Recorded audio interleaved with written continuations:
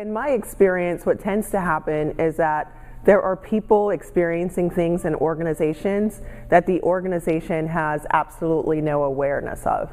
And so this is where data can really help you, because it can help you understand what's really going on with different groups of people in your organization.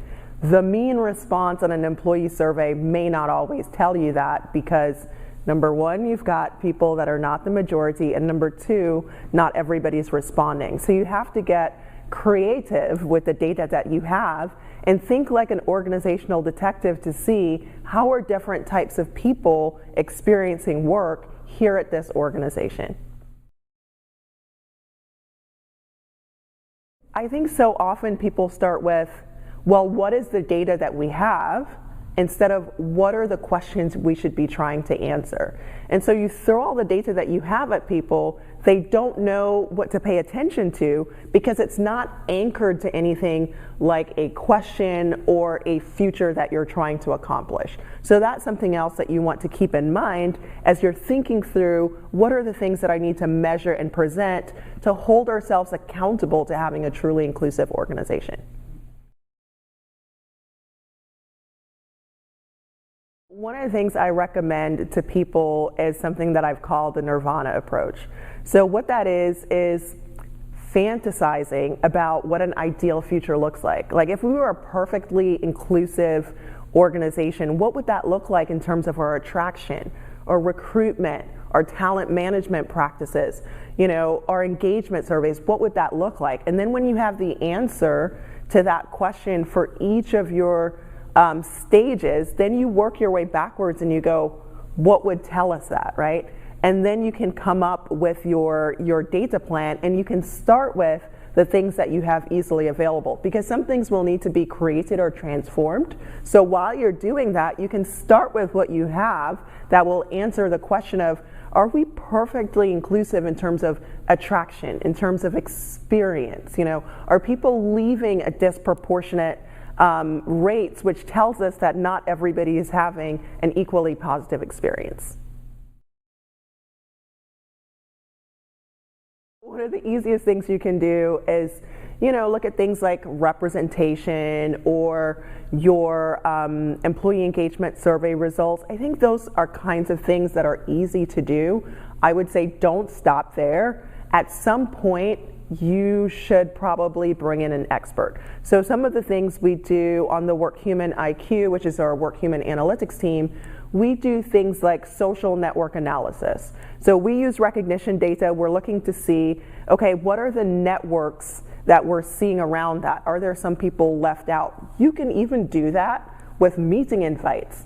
Like, are people equally likely to be invited to a meeting, or is it role dependent? Is it demographic dependent, right?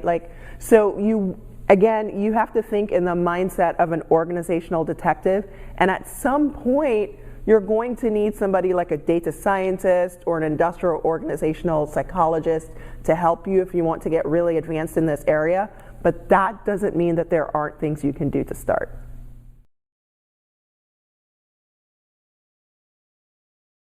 That is the biggest thing I see, is people not acting on it. So for example, we talk a lot about survey fatigue.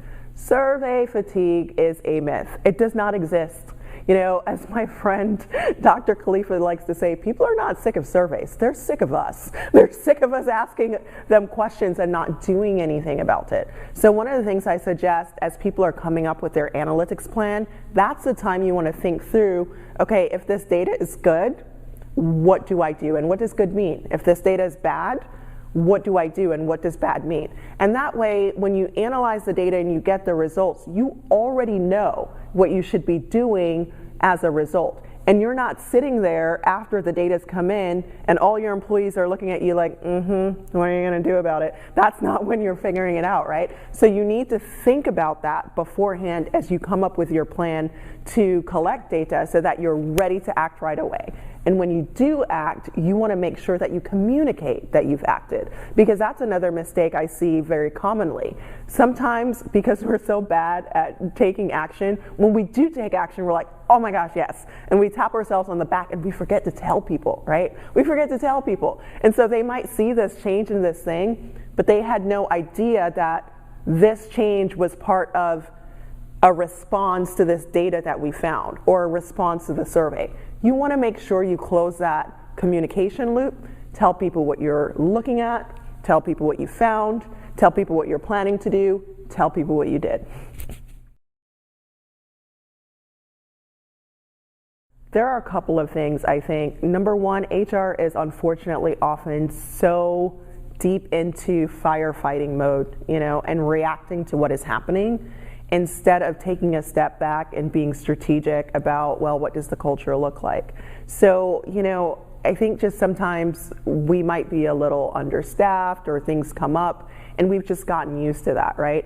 And the other part of that is that because we've typically been reactive, we've lacked that muscle. I remember years ago, I was looking at data from CEB, Corporate Executive Board, and they were surveying business leaders about the competencies they needed in HRBPs and where they were strong and where they were weak.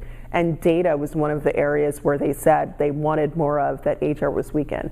And so not only is it a habit for us to firefight, but we also need to develop that muscle of evidence-based decision making and taking action and communicating. So I think that is twofold right there.